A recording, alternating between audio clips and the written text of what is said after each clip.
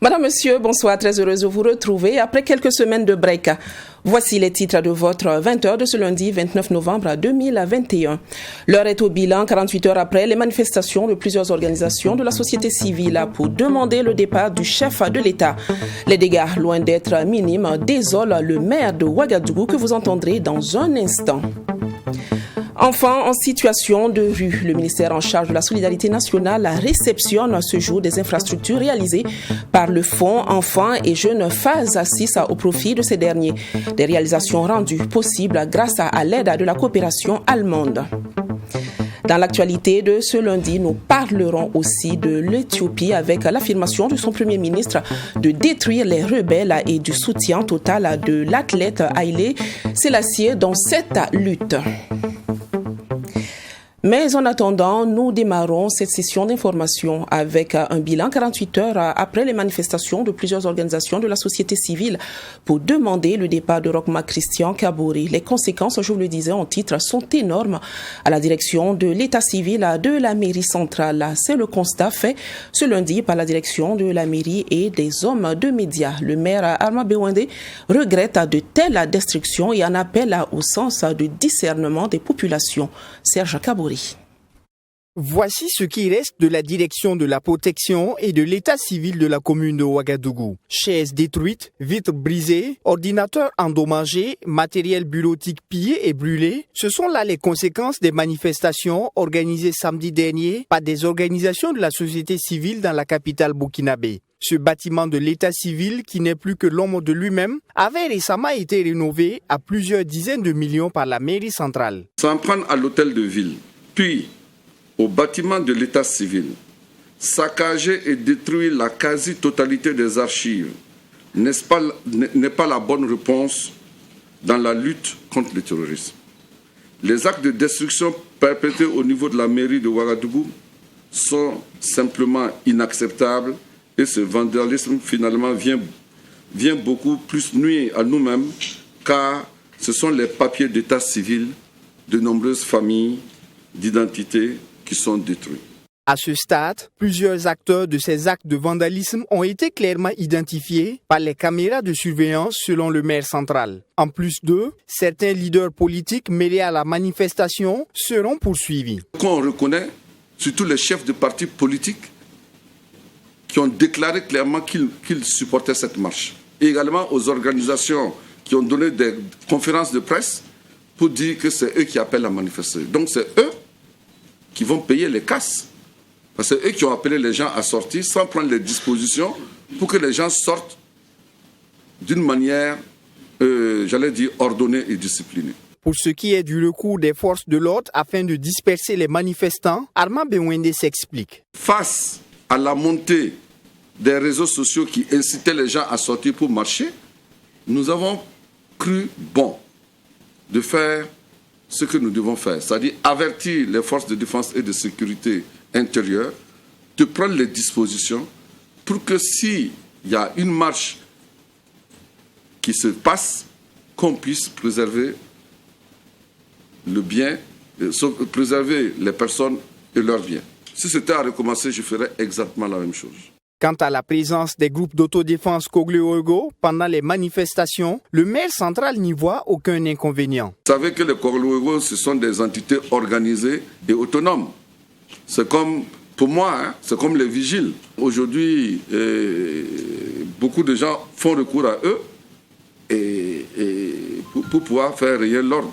Si je sais que mon domicile risque d'être attaqué et que toutes les forces de l'ordre sont prises pour la défense de la cité contre le terrorisme et du pays contre le terrorisme, qu'on fasse appel à d'autres formes d'organisation pour préserver nos biens, je pense que ça ne fait du mal à personne. À noter que des dispositions ont par ailleurs été prises par la mairie centrale afin d'assurer la continuité des services de la protection et de l'état civil. Les documents d'état civil sont donc toujours délivrés à la mairie centrale. Nous restons dans cette actualité pour entendre le maire de Ouagadougou, Arma Bewende, face au dire des organisateurs de la marche de protestation du 27 novembre dernier. Ces derniers ont déclaré s'être heurtés au refus de la mairie centrale de recevoir leur demande d'autorisation. Déclaration infirmée par le maire de la commune de Ouagadougou, dont nous vous invitons à découvrir les propos. Et deux individus qui sont venus comme ça, avec une feuille simple, pour déposer une demande, soi-disant pour manifester le samedi. Et le responsable du courrier ayant fait appel à son chef, lui a fait remarquer à ces personnes que leur demande n'était pas recevable parce qu'incomplète. Incomplète de quoi? Un, il n'y avait pas le nom et l'adresse des gens qui demandent. Deux, il manquait les pièces d'identité de ceux qui demandent, comme l'exige la loi. Et trois, il leur a été dit, mais si c'est pour manifester samedi, nous sommes jeudi, il est 14h, vous êtes fort clos. Parce que la loi dit, il faut déposer, il faut, pas la demande, c'est un abus de langage, il faut déclarer la manifestation au moins 72 heures avant. Ils se sont emportés, ils ont proféré des injures aux agents du courrier qui étaient là, et ils sont partis. L'huissier de justice a consigné sur un procès verbal ce qu'il a constaté. Et qu'est-ce qu'ils ont fait? Ils ont remis, puisque c'est eux qui ont requis l'huissier. Ce sont les organisateurs, les 10 organisateurs qui ont requis l'huissier. Donc c'était à ces organisateurs que l'huissier devait produire le procès verbal pour qu'ils en fassent ce qu'ils veulent. Et quand ils ont pris le procès verbal, ils ont pris le soin de ne publier que la première page. Tout autre chose à présent, le président du FASOROCMA, Christian Kaboré, a reçu en audience dans la matinée de ce 29 novembre 2021 à Kosiam, à la vice-présidente des opérations du Millennium Challenge Corporation. Il fut question lors de cet entretien des investissements qui seront réalisés dans le cadre de la mise en œuvre du second compact. Dans la même matinée, le chef de l'État a reçu la haut-commissaire des Nations Unies aux droits de l'homme. Sanata Séré vous en parle de façon plus détaillée. La vice-présidente des opérations du Millennium Challenge Corporation en entretien avec le président du FASO, Fatma Soumadi, venue échanger avec le chef de l'État sur les investissements faits par les États-Unis dans le cadre du second compact avec le Burkina Faso. Les échanges ont également porté sur les possibilités d'élaborer un compact régional et des investissements nécessaires en accroissant les capacités de production du pays avec les pays voisins. Et cette dernière de rappeler que les projets majeurs qui seront mis en œuvre dans le cadre de ce second compact vont permettre d'améliorer l'accès à l'énergie des populations. Le MCC et le Burkina Faso, le gouvernement de Burkina Faso bénéficient d'une relation et un partenariat solide et nous continuons de travailler ensemble pour la mise en œuvre réussie du compact en nous focalisant sur le développement économique et trouver des solutions aux problèmes que rencontre l'économie et la croissance économique au Burkina Faso. Les projets qui seront mis en œuvre dans le cadre de ce compact vont permettre d'améliorer l'infrastructure dans le secteur de l'énergie, trouver des solutions également aux problèmes de production et renforcer les capacités de production d'énergie et réduire également la trop grande dépendance vis-à-vis des types d'énergie utilisés jusqu'à présent. Je suis très reconnaissante pour la rencontre avec le président du Burkina Faso aujourd'hui et son leadership continu pour la mise en œuvre de ce compact. Le second compact d'une durée de 5 ans est financé à hauteur de 275 milliards de francs CFA. Dans la même matinée, le chef de l'État s'est entretenu avec la haut-commissaire des Nations Unies aux droits de l'homme. Avec elle, il était question du nouveau bureau national pour la promotion et la protection des droits de l'homme. Nous sommes très ravis d'être ici au Burkina Faso. C'est ma première visite en tant que haute-commissaire aux droits de l'homme. Nous connaissons les défis particuliers que vous connaissez, notamment en termes de sécurité au Burkina. Et nous, en tant que les Nations Unies, nous cherchons à venir en aide. Nous sommes venus ici avec l'accord du gouvernement suite à l'ouverture de notre bureau. Nous sommes venus ici pour soutenir les différents efforts des Burkinabés. Merci beaucoup. Au cours de son séjour au Burkina Faso, Michelle Bachelet prévoit des échanges avec les membres du gouvernement, la Commission nationale des droits humains, l'équipe des Nations Unies présente au Burkina Faso, le corps diplomatique et une visite terrain. Nous restons dans le quartier Ouaga 2000 de Ouagadougou où se poursuit le procès de l'assassinat de Thomas Sankara et de ses 12 compagnons. Était à la barre Philippe Ouedraogo du Parti africain de l'indépendance, membre du Conseil national de la Révolution.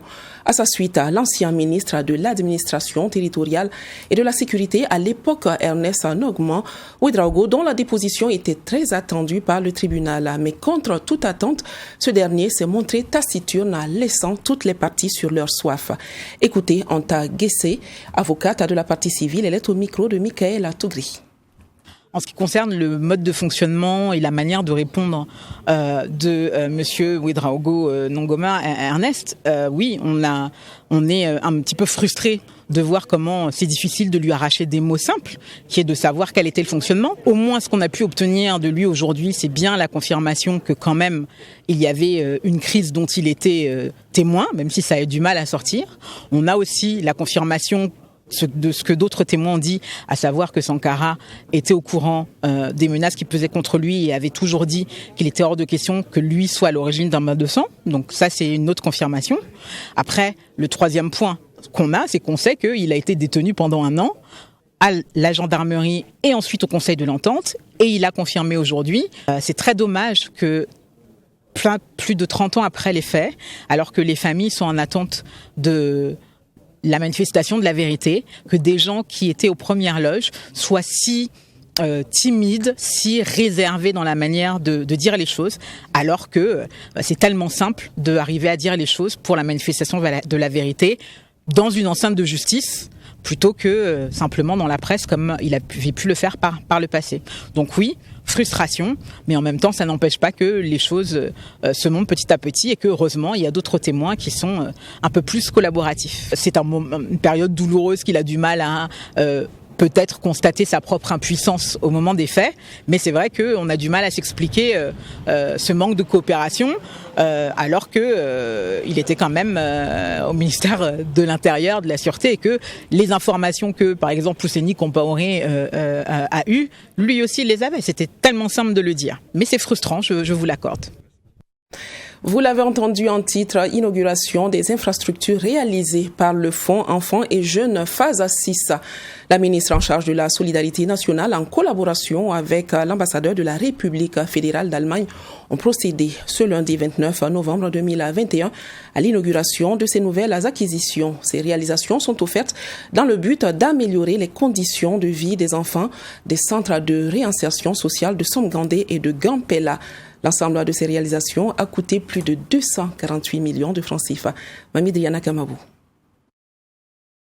À la date du 30 septembre 2021, 2793 enfants ont été retirés de la rue, essentiellement dans les villes de Ouagadougou et Bobo-Dioulasso. Malgré ces opérations de retrait d'enfants, la situation n'a pas connu une décélération et cela nécessite une prise en charge adéquate.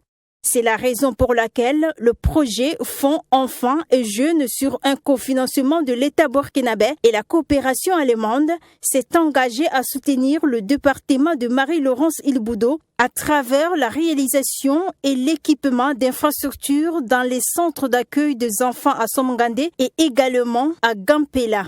Ceci vise à accroître l'offre d'accueil des enfants en difficulté. Ces infrastructures qui nous sont ouvertes aujourd'hui par la République fédérale d'Allemagne, c'est vraiment une bouffée d'oxygène pour ces enfants, vous avez vu, parce que l'espace qui nous accueille aujourd'hui sert de stabilisation des enfants, parce que quand ils viennent dans la rue, ils sont perturbés, donc nous avons besoin de les stabiliser avant soit de les remettre à leur famille, soit de les encadrer pour une formation professionnelle ou la scolarisation ou la rescolarisation, parce que nous avons vu des enfants déscolarisés. Donc aujourd'hui, vous avez vu que ce sont des conditions qui vont permettre à ces enfants d'être ouverts à notre accompagnement, parce que cet accompagnement se fait sur la base du volontariat.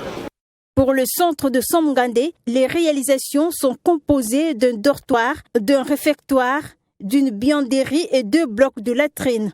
En plus des infrastructures, des équipements complémentaires ont été apportés aux ateliers de formation, notamment la menuiserie métallique et celle en bois, la vannerie, la mécanique de roues et la couture.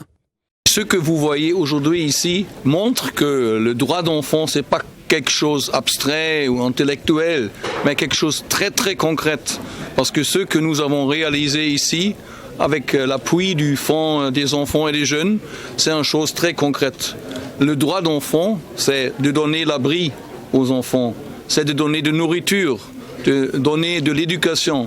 Et tout ça se fasse ici, avec l'appui de la République fédérale d'Allemagne. Donc c'est un engagement très concret de l'Allemagne en faveur des enfants, surtout des enfants défavorisés. Pour ce qui concerne le centre de Gampela, il est composé entre autres d'un dortoir, d'un atelier d'électricité et d'un atelier de mécanique auto. Et selon la ministre en charge de la solidarité nationale, l'ensemble de ces réalisations a coûté plus de 248 millions de francs CFA. Parlons éducation avec la 3e session du comité de pilotage de la stratégie de scolarisation accélérée passerelle qui s'est ouverte ce jeudi 25 novembre à Ouagadougou. 48 heures durant, le comité va faire le point des actions menées depuis la mise en place du secrétariat permanent de la stratégie de scolarisation accélérée en 2019 et définir les perspectives pour l'année scolaire 2021-2022. Maxime Jean-Eudes de Bambara vous en parle. Pour cette 3e session du comité de pilotage de la stratégie de scolarisation accélérée passerelle, il est question pour ces acteurs de l'éducation de dresser le bilan des actions menées et dégager de nouvelles perspectives en vue d'améliorer les indicateurs pour l'année scolaire 2021-2022.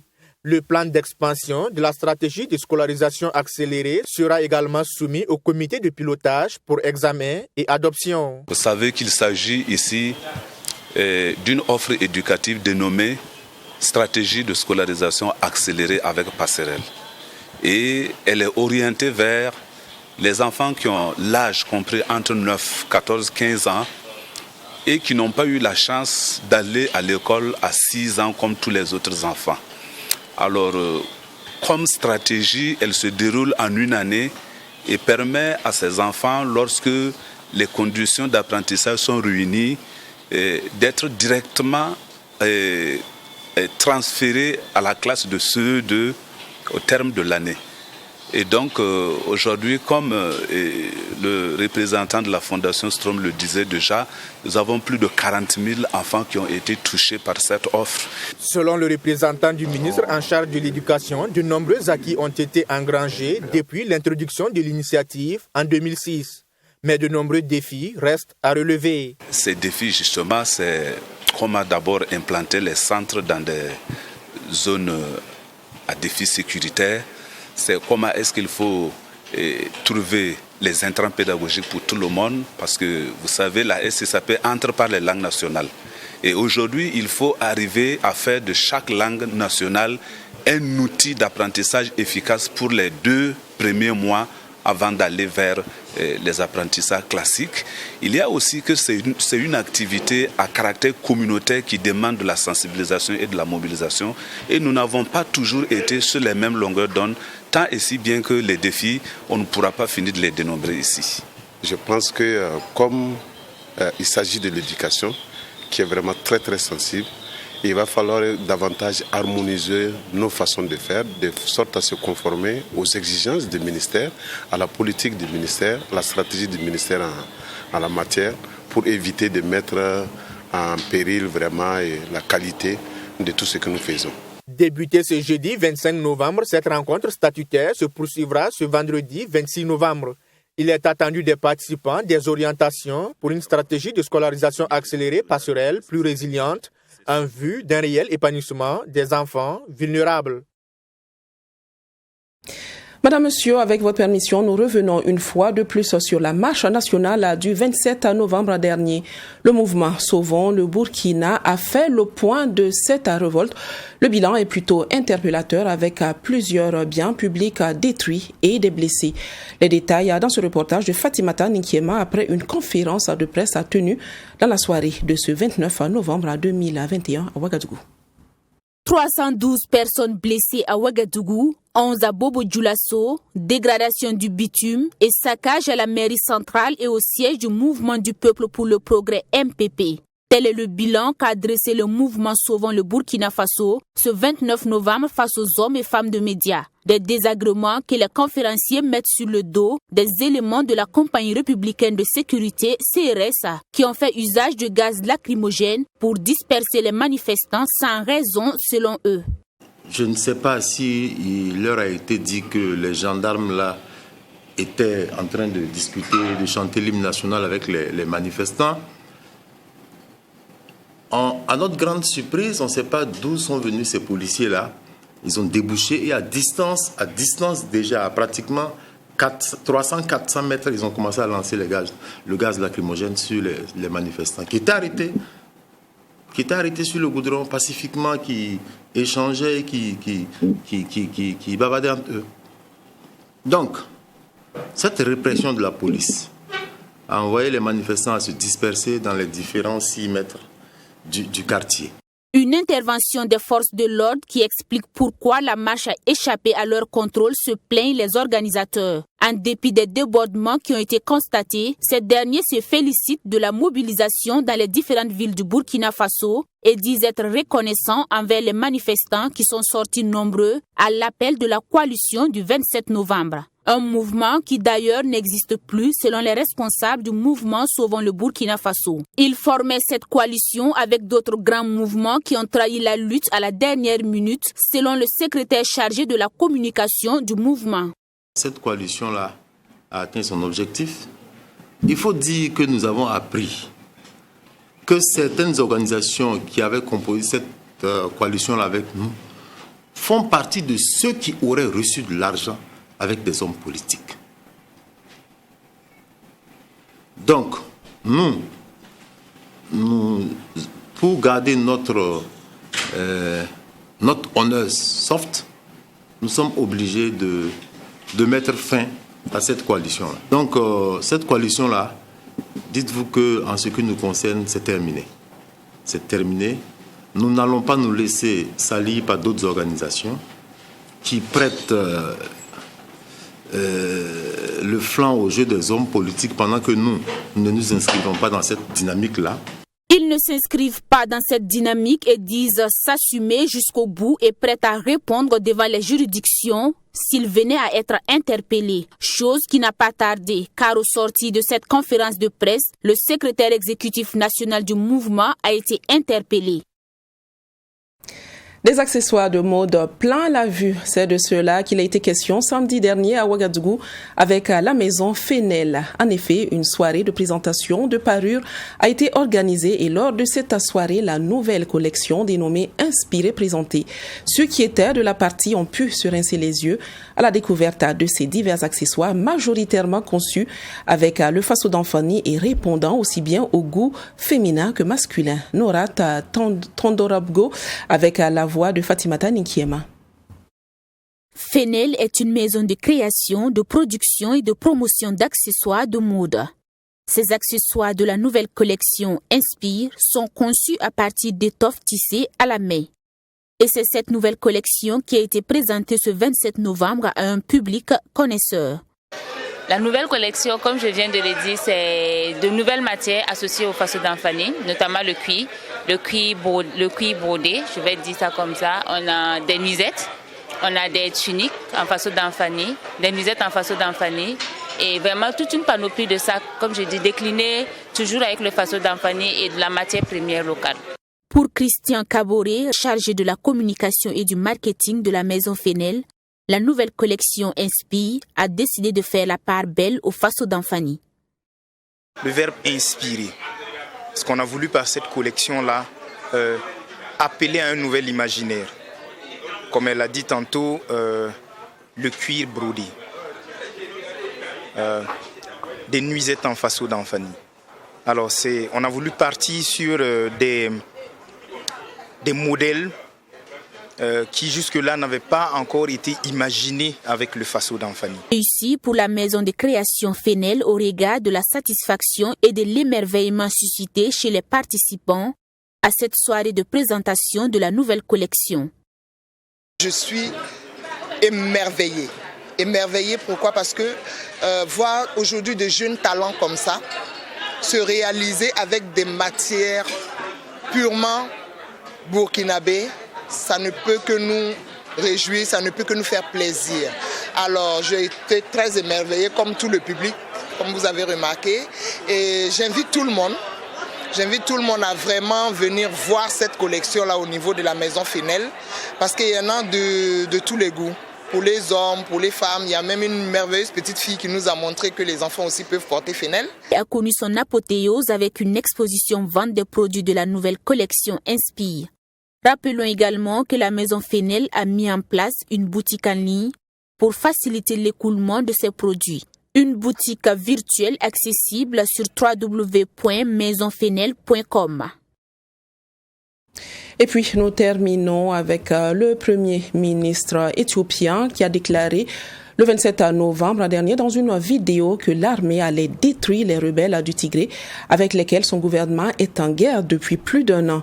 L'annonce faite cette semaine de son départ au front pour mener les opérations militaires a notamment suscité le soutien d'artistes et d'athlètes, dont le légendaire marathonien Haïlé Sélassié, qui a participé samedi dernier à une cérémonie à Addis Abeba, la capitale sur laquelle menacent de marcher les rebelles. Il a défendu les couleurs de son pays sur les pistes d'athlétisme. Haïlé Gebrselassie a annoncé son intention de prendre les armes face à l'avancée des rebelles tigréens. La star éthiopienne met notamment en avant son expérience au sein de forces de police de son pays. Je suis un major, d'ailleurs, je suis major dans la police. C'est pourquoi ne soyez pas surpris que je tienne une arme, parce que j'en ai déjà une. Plusieurs autres Éthiopiens ont rejoint les rangs des forces de défense, répondant ainsi à l'appel de leur Premier ministre, Abiy Ahmed, annoncé sur le front. Des populations qui s'interrogent aussi sur l'attitude de certains pays occidentaux. Nous, Éthiopiens, avons des relations avec le monde entier, avec les Américains, avec l'Allemagne, avec la France, depuis plus de 100 ans, avec de nombreux autres pays aussi. Maintenant que nous avons des problèmes, comment pouvez-vous simplement dire « quittez le pays dès que possible » Haïlé Gebrselassie est considéré comme le plus grand coureur de fond de tous les temps, après avoir remporté des compétitions majeures sur des distances allant de 1500 mètres au marathon. Fin de cette session d'information, je vous laisse en compagnie de Assami Tiamtore et de ses invités. Ils vous entretiendront sur le Ballon d'Or 2021 et sur la 10e journée Liga 1 Lonabé. Je vous donne rendez-vous demain à la même heure. Bonsoir.